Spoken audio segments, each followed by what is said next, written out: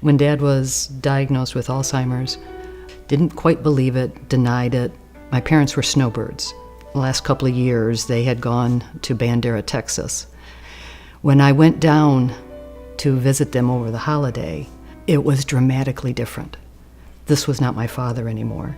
He had always told me stories, the same stories over and over. He struggled one night at the kitchen table. He was struggling to tell me these stories. When he stopped, and he had this tear starting to come down his cheek, and he said, "I'm telling you before I forget." I came back from that trip, and that's when I decided I need to know what is my greatest fear. That's when I realized I was afraid he would forget me. He may not remember my name, but he will always remember that we love each other. So one of the routines when my dad was moved into a memory care facility, I brought in music. The CD that I just grabbed was Nat King Cole. I started to slow dance with my dad. As I'm dancing with him, Nat King Cole, Unforgettable, comes on. And I realized, wow, Dad's greatest fear was that he was going to forget. My greatest fear was that he was going to forget me.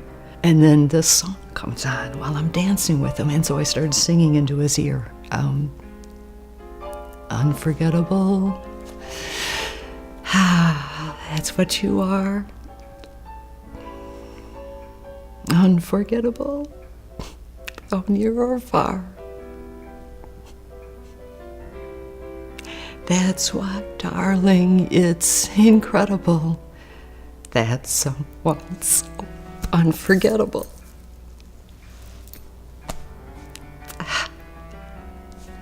Thinks that I am unforgettable too. There couldn't have been a more perfect song that spoke to overcoming our greatest fears. When he heard that song, he changed, he came back, we connected. After Mom and I were done with our visit, I said goodbye to Dad. I'm walking down the hall and turned the corner, so I wasn't even in sight. And I hear, "Beth!" It's like, whoa. And I look at my mom, I said, "Did you hear that?" She said, "Yeah." And I went back, and my dad has got his arm stretched out and pulls me in. And I knew that he was saying goodbye, and I knew he was saying thank you. And it wasn't just thank you for our time, it was thank you for connecting his wife.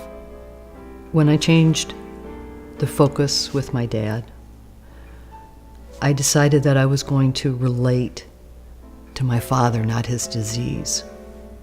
That I was going to create moments of joy, not be pulled into drama. That I was going to hope that our love was going to continue. And I knew if I could do that, that I could cope with anything that was thrown at me.